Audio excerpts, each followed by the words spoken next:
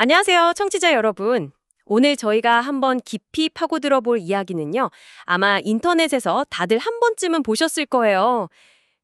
온몸에 눈이 막 달려 있고 날개도 여러 쌍이고 거의 뭐 기하학적인 모양새를 한 성경적으로 정확한 천사 밈 말이에요. 저도 그거 처음 보고 어, 이게 진짜라고? 싶었거든요. 아, 네네. 그거 정말 강렬하죠, 이미지가. 그렇죠. 그래서 오늘 청취자께서 보내주신 자료들을 좀 보면서 이 밈에서부터 시작해 보려고 해요. 성경에 나오는 초자연적인 존재들의 진짜 정체는 뭘까? 그리고 이 모든 미스터리를 설명하려는 고대의 어떤 비밀 문서, 에녹서라는 건 또 뭔가? 구약과 신약 사이에 그 공백기 동안 고대 유대인들이 얼마나 치열하게 고민했는지 그 지적인 여정을 한번 따라가 보시죠. 네. 이게 단순히 그냥 기이한 옛날 이야기를 파헤치는 게 아니거든요. 눈에 보이지 않는 세계를 고대 사람들이 어떻게든 이해하고 또 자신들의 세계관 안에 이렇게 질서를 부여하려고 했던 그 노력의 흔적을 엿볼 수 있는 아주 흥미로운 창이라고 할 수 있습니다. 좋습니다. 그럼 가장 먼저 제가 제일 궁금했던 것부터 한번 여쭤볼게요. 우리가 보통 생각하는 하얀 옷에 날개에 달린 사람 모습의 천사. 이게 성경적이지 않고 인터넷 밈에 나오는 그 기괴한 모습이 진짜다. 뭐 이런 얘기가 있잖아요. 그런데 자료를 보니까 그 기괴한 존재들조차 사실은 우리가 생각하는 그 천사가 아닐 수도 있다.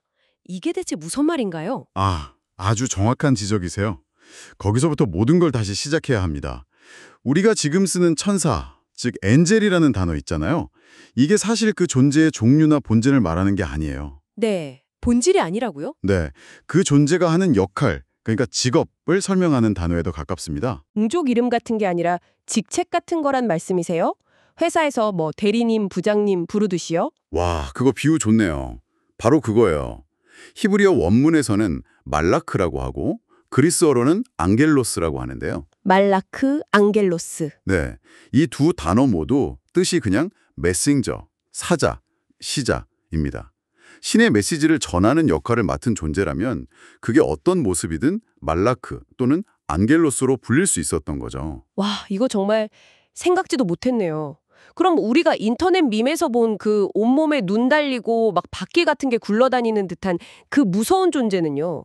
그 존재는 메신저가 아니면 정체가 뭐예요? 그 존재들은 바로 케루빔입니다. 케루빔이요? 네, 세라핌이라는 또 다른 존재와 함께 신의 옥자, 그러니까 왕의 의자를 지키는 일종의 왕실 경호원 같은 개념이에요. 역할이 메신저랑은 완전히 다르죠. 에덴 동산을 지키던 존재도 바로 이 케루빔이었고요. 왕실 경호원. 어쩐지 되게 위험 있고 좀 무섭게 생겼다 했어요. 그렇죠.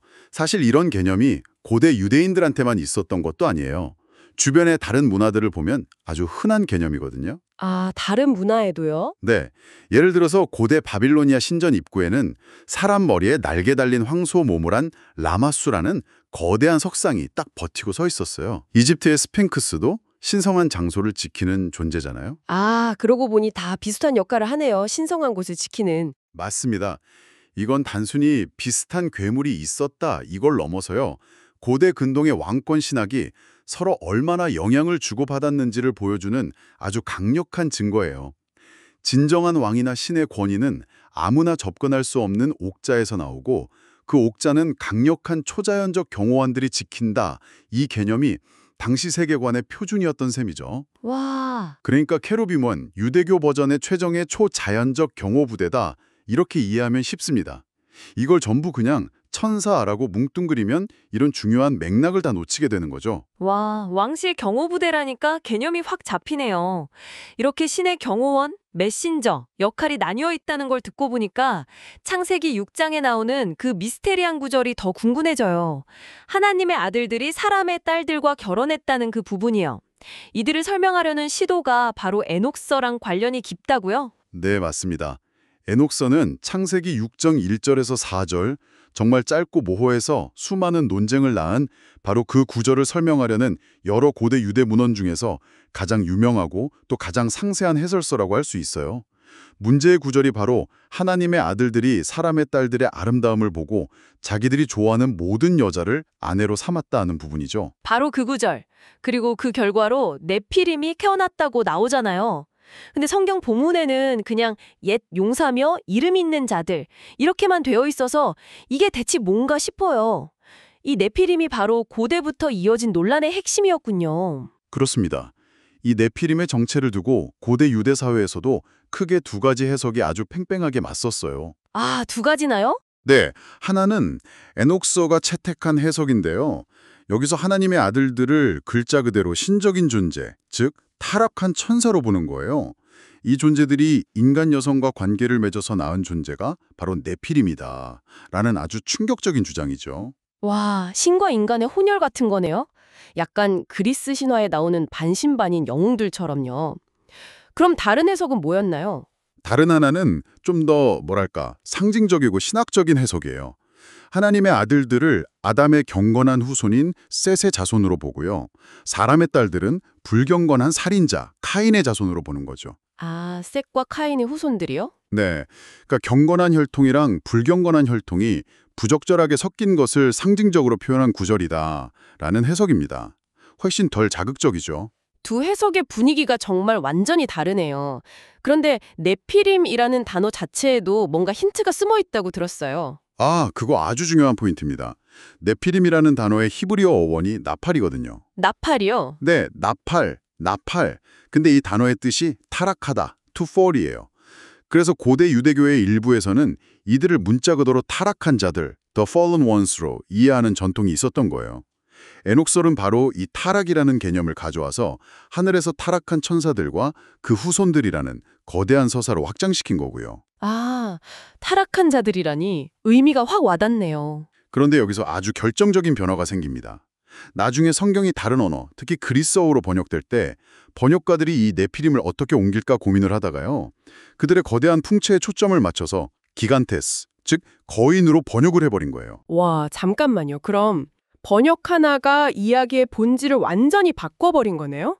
타락이라는 신학적이고 도덕적인 개념이 그냥 덩치가 엄청 큰 사람들이라는 물리적인 특징으로 바뀌어버린 거잖아요. 바로 그겁니다. 그 번역 이후로 수천 년 동안 사람들은 네피림을 그냥 고대의 거인족 정도로만 생각하게 된 거죠. 타락이라는 원래의 그 섬뜩한 뉘앙스는 거의 사라지고요. 에녹서가 중요했던 이유가 바로 그 사라진 타락의 서사를 가장 극적으로 담고 있었기 때문이에요. 정말 흥미롭네요. 이렇게 논쟁적이고 어떻게 보면 좀 급진적인 해석을 담고 있는 에녹서가 당연히 유대교 주류에서는 경전으로 인정받지 못했잖아요. 그런데 어떻게 멀리 떨어진 에티오피아 정교회에서는 이 책이 공식 성경의 일부가 될 수 있었던 거죠. 이 부분이 진짜 미스터리 같아요. 그게 바로 수많은 오해와 음모론이 시작되는 지점이죠. 먼저 분명히 해야 할 것은 에녹서는 유대교는 물론이고 에티오피아 정교회를 제외한 카톨릭, 개신교 등 거의 모든 기독교 종파에서 경전으로 인정된 적이 없다는 사실입니다. 아, 에티오피아만 예외인 거군요. 네, 에티오피아의 경우는 정말 독특한 역사적 사건 때문인데요. 시간은 서기 4세기 경으로 거슬러 올라가요. 당시 시리아 출신의 기독교 선교사들이 지금의 에티오피아 지역에 있던 악숨 왕국에 기독교를 전파하러 갔어요. 네. 그때 자신들이 가지고 있던 수많은 종교 문헌들을 함께 가져갔죠. 거기에는 신약 성경의 그리스어 사본도 있었고 당시 유대인과 기독교인들이 널리 사용하던 구약 성경의 그리스어 번역본, 이른바 70인역도 포함되어 있었고요. 70인역이요? 네, 히브리어 구약 성경을 그리스어로 번역한 아주 중요한 버전이에요.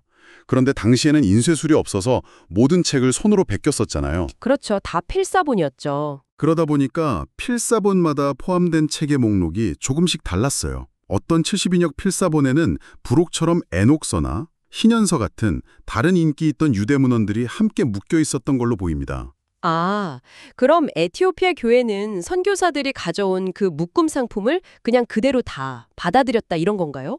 이 책은 넣고 저 책은 뺄게요. 이런 과정 없이요? 네, 자료에 따르면 정확히 그렇게 보여요. 당시 로마나 콘스탄티노플을 중심으로 한 서방교회에서는 어떤 책을 진짜 경전으로 인정할 거냐를 두고 수백 년에 걸쳐 정말 치열한 신학 논쟁, 즉 정경화 과정을 거치고 있었거든요. 아니 근데 그게 좀 이상한데요. 자기들 종교의 핵심 경전을 정하는데 우리는 그냥 다 받을게요. 이게 상식적으로 말이 되나요? 뭔가 정치적인 이유가 있었던 건 아닐까요? 아니면 솔직히 말해서 서방 교회처럼 그걸 막 따지고 논쟁할 만한 신학적 역량이 좀 부족했던 건 아니고요? 아주 날카로운 질문이에요. 학자들도 그 이유를 여러 가지로 추측합니다. 일단 지리적으로 멀리 떨어져 있어서 서방교회의 그 복잡한 논쟁에서 소외되었을 가능성이 크고요. 또 다른 한편으로는 그들에게는 선별이라는 개념 자체가 없었을 수도 있어요. 거룩한 사람들이 가져온 거룩한 책인데 우리가 뭔데 감히 빼고 말고를 결정하느냐, 주신 건 모두 다 거룩하다. 이런 식의 일종의 비선별적 신앙 태도를 가졌을 수 있다는 거죠. 와, 그 결과 다른 곳에서는 최종적으로 제외된 에녹서 같은 책들이 그대로 경전 목록에 남게 된 거예요. 덕분에 전 세계 기독교 교파 중에서 가장 독특하고 방대한 81권의 경전 목록을 갖게 된 거고요. 와, 서방교회가 무엇을 뺄 것인가를 두고 싸우는 동안에 에티오피아 교회는 모든 것을 품겠다는 다른 길을 걸었던 거군요. 정말 독특한 역사네요. 그런데 바로 이 지점에서 또 다른 오해가 생겨나는 것 같아요. 인터넷을 보면 에녹서가 포함된 에티오피아 성경이야말로 삭제되거나 변개되지 않은 가장 오래된 원본 성경이다. 이런 주장이 엄청 많더라고요. 이건 사실인가요? 전혀 사실이 아닙니다. 전혀요? 네. 그 신화가 어디서부터 시작됐는지는 좀 불분명하지만 명백히 틀린 정보예요. 역사적 사실과 사람들의 어떤 희망이 뒤섞인 결과물이죠. 그럼 팩트는 뭔가요? 현재까지 발견된 고고학적 증거에 따르면요.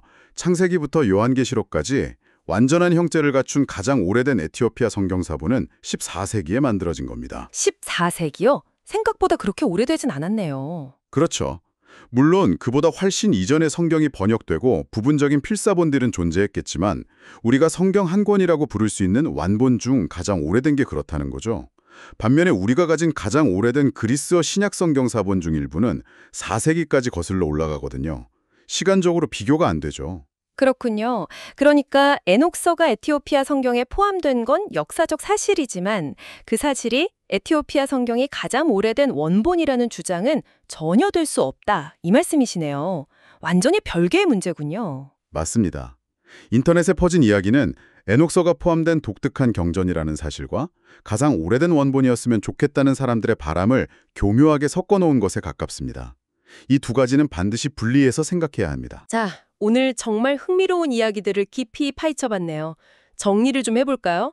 우리가 무심코 천사라고 부르던 건 사실 메신저라는 직책이었고 인터넷 밈 속의 그 기이한 성경적으로 정확한 천사는 신의 옥좌를 지키는 케루빔이라는 왕실 경호부대였다는 것. 네, 그렇죠. 그리고 창세기의 미스테리한 존재 네피림을 설명하기 위한 고대 유대인들의 지적 분투의 결과물로 에녹서가 등장했고 이 책은 서방교회와는 다른 아주 독특한 역사적 경로를 통해 머나먼 에티오피아 교회의 경전 일부가 되었다는 것까지요. 네. 오늘 우리가 살펴본 내용들은 단순히 기이한 신화가 아니에요. 고대인들이 자신들이 온전히 이해할 수 없었던 초자연적인 세계, 선과 악의 문제, 신적인 존재와 인간의 관계 같은 거대한 질문들에 대해서요.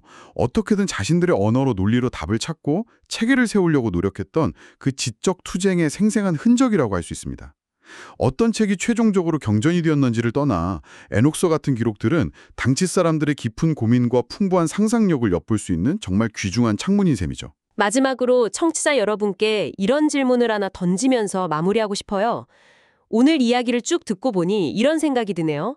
어쩌면 성경 본문에 명확한 설명 없이 단 몇 줄로만 언급된 그 공백과 모호함이 오히려 수천 년 동안 사람들의 호기심과 상상력을 자극해서 에녹서 같은 수많은 파생 이야기를 만들어내는 가장 강력한 동력이 된 건 아닐까요? 때로는 명확한 설명의 부재가 오히려 더 풍부한 문화와 이야기를 낳는다는 이 아이러니에 대해 한 번쯤 생각해 보시는 건 어떨까요?